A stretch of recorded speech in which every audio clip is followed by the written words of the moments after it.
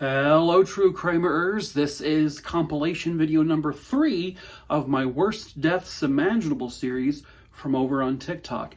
These are all going to be in TikTok format. Sorry, nothing I can do about it. This video is going to feature a death by escalator, a bear attack, and more. Viewer discretion is advised. Sorry, I'm leaving it in.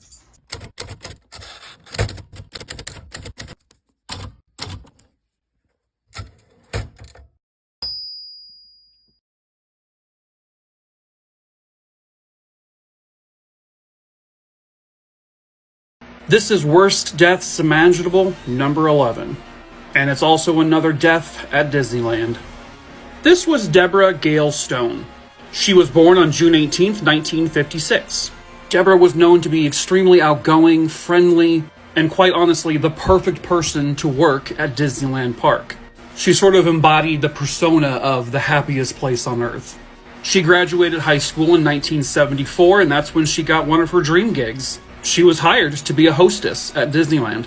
Shortly before she was hired, Disneyland opened up a new attraction called Omayra Sanchez. This would be one of a couple of attractions Disneyland's had over the years that involved terrifying singing animatronics as their lead cast. The show is basically a musical celebrating America's bicentennial, and it was hosted by a terrifying animatronic bald eagle. America Sings was basically a carousel theater, meaning it would rotate. It had an outer ring of 6 theaters, and they were connected by divider walls, solid walls. And they revolved mechanically around every 2 to 4 minutes. And then there were 6 fixed stages in the middle of all of this where the things would rotate around. On July 8th, 1974, literally just a week and a half after this attraction opened, 18-year-old Deborah Gail Stone, who was a hostess for the show, around 10:30 that evening, right around the last show, as she was backing up to sort of get out of view of the show, she accidentally slipped between a very, very narrow passageway. Now, this was between a stationary solid wall and one of the rotating stage walls. Now, they don't know if she fell or she slipped or if she tried to jump from stage to stage, but the fact of the matter is she got stuck between those 2 different walls.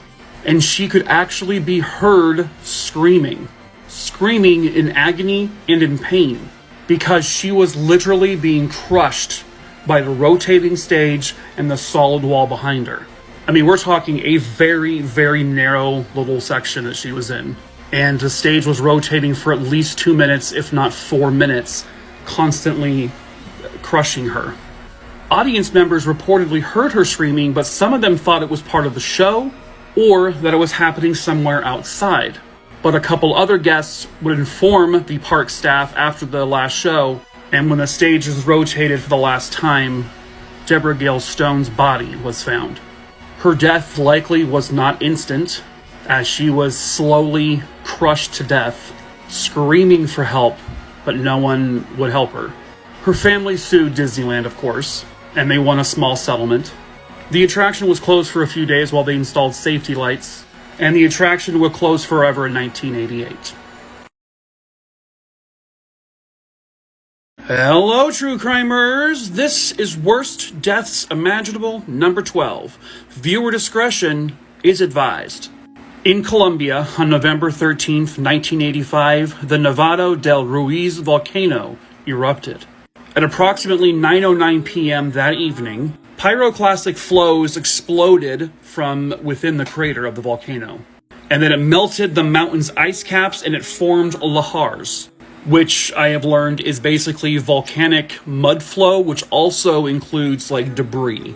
So this is what lahar will look like. It's also described as a river of cement. This stuff is extremely deadly and will do some massive damage. During this eruption, it would destroy 13 villages and claim the lives of nearly 23,000 people. One of these villages was called Armero, pictured here after the destruction. And living in a neighborhood called Santander was 13-year-old Omayra Sanchez. Her and her family were awake when the eruption happened. Their primary concern at first was the ash from the volcano. but they quickly heard the approaching lahar, and it hit their village extremely quickly. And in a stroke of horrible luck, when her home was obliterated by this lahar, she became trapped under the house. She got stuck under the destroyed concrete of the home, and various other debris fell on top of her. And she was stuck permanently. Rescuers would realize that her legs were actually trapped under the roof of the house. There is a famous image of Omayra stuck, and you can look it up. I'm not going to show it in this video because I don't think it would last long. For the first several hours, she was actually completely covered under concrete and debris. Only her hand was sticking out. She was only able to breathe in little spurts. But luckily, when rescuers found her, they were able to clear an airway for her. Rescuers desperately attempted to pull her out, but they couldn't do it. In fact, she was trapped so badly under the cement that the only way of saving her life would be to sever her legs off. But with the entire village destroyed, there was no medical equipment to even try this with. Her rescuers decided that the best thing for her would be to let her die. When they went under the debris, they noticed her aunt was clinging onto her leg, and obviously she was dead. They put a tire around Omayra just to keep her afloat. Hypothermia was starting to set in, as was gangrene. She was suffering every moment. This is the location where she was, by the way. She began hallucinating, asking when school started, when to turn her test in. She started praying. 60 hours later, she died. This is Worst Deaths Imaginable, number 13. Hello, true crimerers. Let's get into this one. Viewer discretion is advised. Take a look at this short video, and I'll be right back. My name is Tyler Turner. What they do here? I am gonna jump out of a plane. It's your first time. First time indeed. His mom, Francine, was there to see him off. That's my mom over there. Hello. Very loving mom. Don't walk with me in my life. Hopefully more that she'll help me with more of my life, because I want to make it. Okay, we're gonna make it. That was 18-year-old Tyler Turner in Lodi, California. Tyler had just graduated high school about 2 months prior to that video. In August of 2016, Tyler and a group of his friends, wanting to experience a thrill in life, decided to go skydiving for the very first time. Unfortunately for Tyler, it would be his last. The video I played was the last time that Tyler's mother would ever get to speak to him. The plane went up in the air. One by one, the other people in the plane were jumping out of it, parachuting down. Tyler would be doing a tandem skydive with this instructor. Later, it would come out that he was not even certified, and that allegedly his documents were forged. Tyler's mother, pictured here, was waiting 13,000 feet below for her son to come down. Tyler and his instructor jumped out of the plane, his mother looking up, and all she can really see is little dots. But the more and more people that come down, she still doesn't see her son. As Tyler and his instructor were free falling towards the earth, the absolute worst thing that could happen happened. The instructor pulled the ripcord. The parachute didn't come out. Backup parachutes didn't come out. The parachute failed. In all likelihood, panic began to set in. They were falling at roughly 200 feet per second, meaning without a parachute, it would have taken approximately 70 to 80 seconds to hit the earth, which I imagine would feel like hours. By the way, no, this is not that group that was skydiving. Meanwhile, his mother is desperately looking in the air, still sees no sign of her son. Because of the free fall aspect, they have gone off course, so they were no longer falling in the exact area they were supposed to be.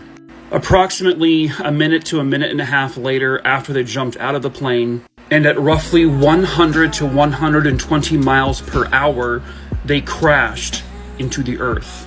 I can't find an autopsy report on their exact cause of death. I only hope they died of some sort of heart failure before experiencing hitting the ground. Information would come out that roughly 20 people had died from the Lodi Skydiving Center since the 80s. Tyler's mother filed a lawsuit against them, and she won, and the family won $40 million. But sadly, she is forever without her son. This is Worst Deaths Imaginable, number 14, and this one is pretty horrific. Viewer discretion is absolutely advised, and I want to give you a warning that this one, it may be the worst one yet. So without further ado, hello true crimerers, we're going back to Russia. Specifically, we're going to the area of Siberia, where 19-year-old Olga Mascalova and her stepfather Igor Sakinkov were camping. And they were camping near a river. No, not this one, just a river in Siberia. And this was back in August of 2011. When they were camping, a brown bear and her cubs came into their camp area. The only thing truly known is that Igor was attacked by the mother cub first. And I want to give another courtesy warning about this. So, the mother bear grabbed Igor and broke his neck. And then she smashed his skull and it killed him. Olga Mascalova witnessed the attack and she tried to flee. It's reported that she got about 70 yards away when the brown bear caught up with her. The mother bear would grab Olga's leg and it threw her to the ground. As this was happening, Olga managed to call her mother on her cell phone. I don't know what was said on the first call, but the first call dropped. Olga is continuously being attacked by the mother bear, and then she calls back her mom a second time. Her mother hears the sounds of Olga screaming, and also the sounds of what would be the bear chewing her. In the second call to her mother, whose name is Tatiana, Olga said, and I quote, "Mom, the bears are back. She came back and she brought 3 of her babies. Mom, they're eating me. Mom, it's such agony. Mom, help." Followed by more and more screams of horror and terror. The bears are all now eating Olga, and she's still alive when they're doing this. The call dropped, and then by some crazy miracle, Olga manages to call her mom back one more time. Followed by more screams, Olga would then say, "Mom, it's not hurting anymore. I don't feel the pain. Forgive me for everything. I love you so much." And then her daughter went silent for the last time. And the mother could hear the sounds of crunching and tearing. She managed to call authorities in Siberia to go to where the campsite was, where they would discover the mauled bodies of Igor and Olga torn to pieces. 6 hunters would go into the woods to find the bear and her cubs, and all of the bears were killed. Oh my god. This one makes me feel really sick. It's so fucking horrifying. Worst deaths imaginable, number 15. Viewer discretion is advised. The image you see behind me is an escalator from a mall in China, specifically in the city of Jinzhou. In the background, you can see a woman in a white top and a black skirt carrying a child. That is 31-year-old mother Shang Liu Jun. And then behind me here, you can see 2 mall employees.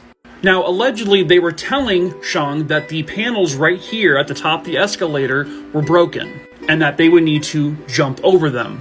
And here's a clip of how they knew. At 10:01 Sunday morning, all appears normal.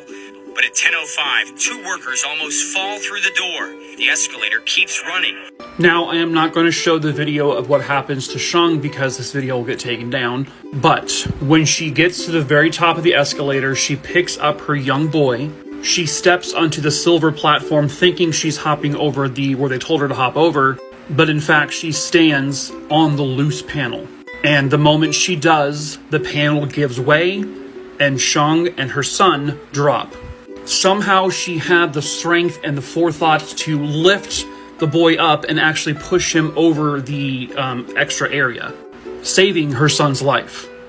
She would not be so lucky. She would become entrapped right here in this compartment, with the escalator still running. Now, I'm going to show you an animated photo of what happened to Zhang. So I want to give you a trigger warning and a heads up. It could be upsetting to see this. So here we go. Again, TikTok, it's a cartoon. It's not the real thing. So, as you can see, it's a very short little thing. But what happened was when she fell in, the escalator basically sucked her in. And she essentially became entangled in the escalator itself. And ultimately, she became crushed to death. All in front of the eyes of her husband and her young boy. The only silver lining is that she managed to save her boy, because if he had fallen in as well, he would have had the same fate. I don't know how long she survived in there. I don't know if it was instant death or if it took time, but it had to be excruciating for however long it might have taken. It would take a rescue crew 4 hours to open up the escalator and to recover the 31-year-old mother's body. Now, the mall employees called this issue in, but they didn't put up any signs saying not to use the escalator, and it was still literally running. All they had to do was press this little red button to stop the escalator. They didn't. There's one at the top and there's one at the bottom. The two employees knew exactly what would happen. They should have been at the bottom, preventing anyone from getting on there. But instead, a husband and her child had to watch their loved one die. Jesus.